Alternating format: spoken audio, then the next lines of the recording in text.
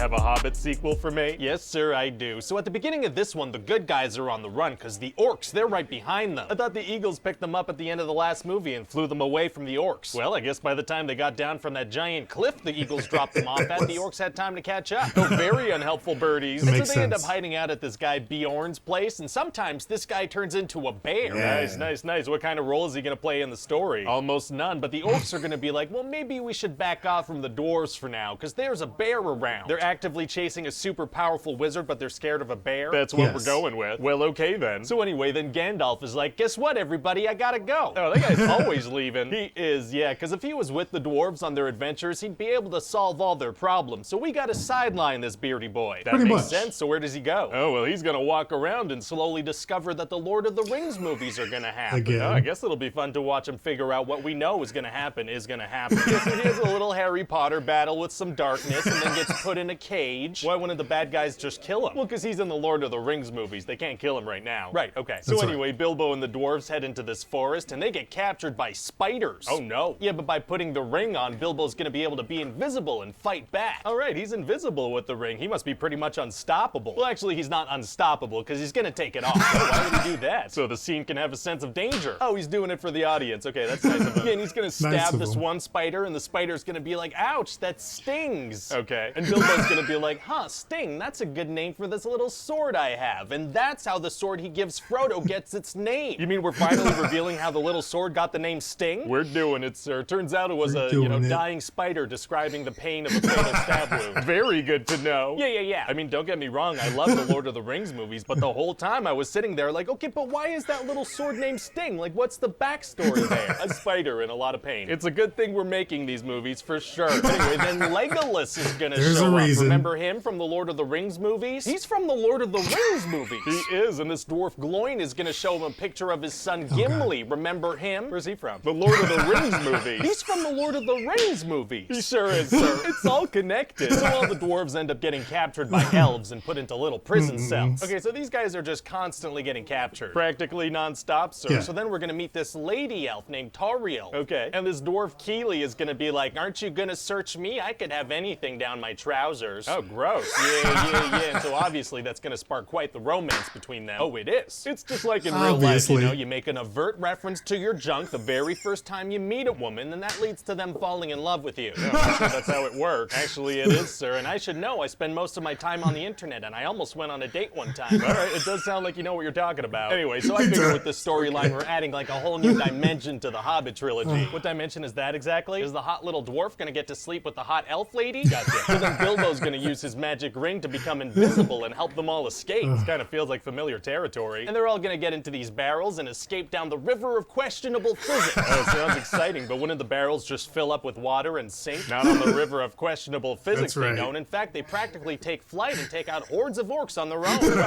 Wow. And then at the end of this big sequence, the elves are gonna capture an orc for questioning. Oh, they are? Yeah, and he's gonna be like, guess what? We hit that hot dwarf with a poison arrow, so he's gonna die in a couple of days. Kinda weird of him to give up that random tidbit of information. Does he know that she's romantically interested in him? No, but she needs to know this information for the plot so she can go heal him later, so this orc is just gonna kind of brag about it for no reason. Oh, okay, he's a plot orc. He is. So then the dwarves are gonna get to this lake, and they're gonna have to figure out how to cross it. Oh, what are they gonna do? They're gonna pay a guy to bring them across it. Right, okay, that's a pretty straightforward way of dealing with that problem. Yeah, so this guy Bard is gonna smuggle them into Lake Town in some fish barrels, and they're gonna come out of a toilet, and we're gonna spend some time talking about Lake Town politics. Sure, I guess we gotta fill these movies up with something. We're also gonna find out that this guy Bard has something called a black arrow, and that's the only way to kill a dragon. Oh, good, so the dwarves bring that up to the mountain? Nope. Oh, okay. Anyway, eventually Thorin's gonna get most of the gang going, and they're gonna head to the Lonely Mountain. Nice, did they get captured along the way? Not this time, surprisingly. Oh, good for them. And their map says that the last light of Durin's Day will shine upon the keyhole on the mountain, but then it frickin' doesn't. Oh, weird. Yeah, so Thorin's like, well, I guess it's time to pack it up and go home. This didn't work out at all. What? Yeah, he's all done with it. He gives up. They came all this way, they don't even try looking for the keyhole for a bit? They don't, but then Bilbo realizes that the map actually meant moonlight, so then he finds the hole, no problem. Oh, unnecessarily vague ancient maps are tight. So then Bilbo has to go inside the mountain and find this thing called the Arkenstone. Right, and why do they need that again? Well, because when they have that, it means that Thorin can rule. How does the stone help with that? Unclear, it just kind of does. Does he show it to people like an ID card and they're like, oh yeah, that's the king? Something like that, I guess. So anyway, Bilbo goes inside and there's just a sea of of gold. Like, I mean, there is a ton of it. Wow, gonna be hard to find the Arkenstone in there. Actually, it's gonna be super easy. Barely an inconvenience. Oh, really? Yeah, it's just kind of next to him. It's just kind of right there. Oh, yeah, he sees it pretty much right away. Oh, good, you know, great. But then frickin' Smaug the dragon pops out. Uh-oh. And then they have this big old conversation, but the dragon's like, okay, I guess I'm gonna kill you now. So Bilbo runs away. Oh, okay. And then all the dwarves show up and they run around and they realize they can't escape. So they decide they're gonna have to kill this dragon. How do they plan on doing that? Well, they have this big intricate plan where they turn on a bunch of furnaces and run around and do things. And the dragon doesn't just burn them. No, in fact, he barely uses his firepower. Oh, very considerate of him. And so the dwarves are gonna make this giant dwarf out of molten gold and try to kill him with that thing. I feel like beating a dragon with heat isn't gonna work. Well, that's the way they're gonna go about it. So he's gonna get covered in molten gold, but he's gonna be totally fine because he's a dragon. Right, because he's a dragon. Because he's a dragon. But then he's mad, so he's like, oh, I'm gonna show you revenge. Oh, so he burns them? No, he takes off. He flies towards Lake Town. What? Why? I don't know. He's gonna go set them on fire. Okay. And then Bilbo's gonna be like, what have we done? Wow, so did they manage to stop him? We'll see. What do you mean we'll see? Well, the movie's done, sir. It's over. That's what are you it. talking? We're just gonna end it there? Yeah, Bilbo's gonna be like, what have we done? And then we're done. Wow, well, it sounds incomplete. It's just not resolving anything at all, but it's gonna be a fun-looking 3 hours. Are we gonna go all in on the CGI this time as well? We sure are, sir. I don't think anyone's gonna have a problem with that. You think?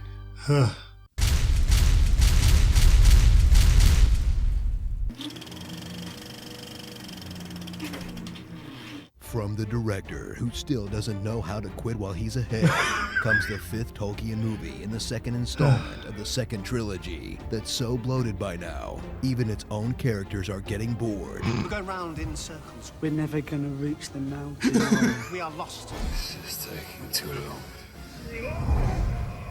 The Hobbit, the Desolation of Smaug.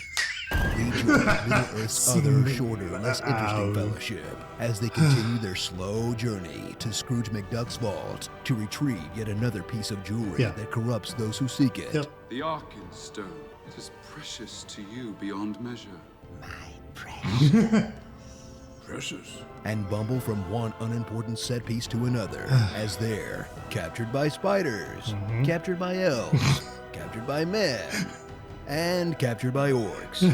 Too bad they couldn't capture any of the magic of the original trilogy, right? Right.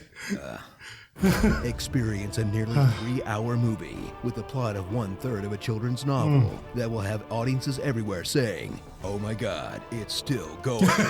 Full of things you've already seen, like flashbacks to characters you already know. I should introduce myself. My name is Gandalf. I know who you are. Flashbacks to things you already saw in the first Hobbit. The day that Smaug destroyed Dale. Flashbacks inside of flashbacks. And an attempt at a mysterious origin story for a villain we already know the identity of. The darkness is coming.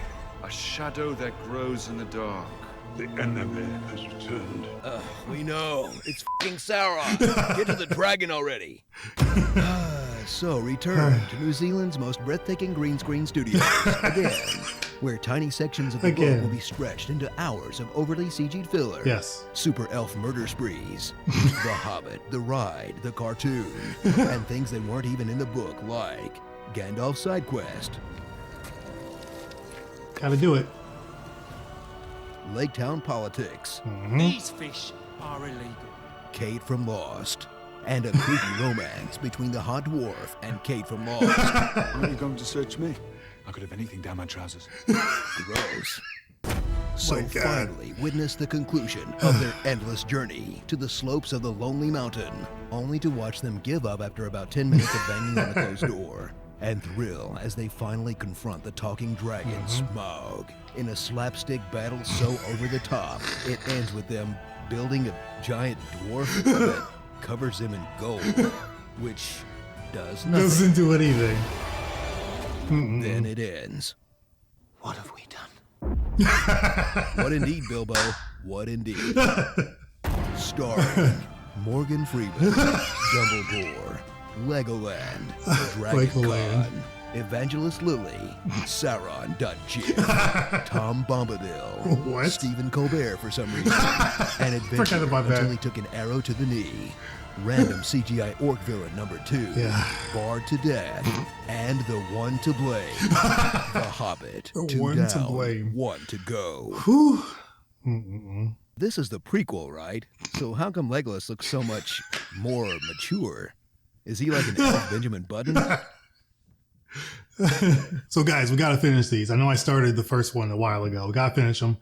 I was trying to do them leading up to the Lord of the Rings of Power show. But I've kind of taken a break on that show until they're all out, and I'll just maybe binge them. I don't know. I'm piecing them together. I keep falling asleep. The show's very boring. So I'm going to watch these. That show's almost making me like the Hobbit movies a little bit more, oddly enough. But I'm finding some things to like about them. But overall, they're kind of garbage. But it's this show is making me like the garbage more because this show is just a steaming pile of something. Insert blank, whatever word. But yeah, this is what it is. I like how the honest trailer and the pitch meeting had a lot of similarities in what they made fun of. Mainly how they continue to get, the dwarves anyway, continue to get captured. The weird romance between Evangeline Lilly's character and that one dwarf. The one dwarf that looked normal, like had a normal face, in comparison to all the other dwarves. Which is like, okay, I guess that's the one that she'll fall in love with for some reason. Funny stuff though. Which one do you like more? The honest trailer or the pitch meeting? Let me know in the comments below. I like both. Both are good. It seemed like an early pitch meeting, but it wasn't.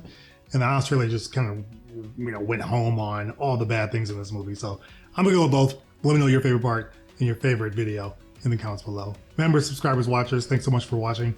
Thanks for supporting the channel. I appreciate it. It's really awesome. And I'll see you guys in the next video. Take care.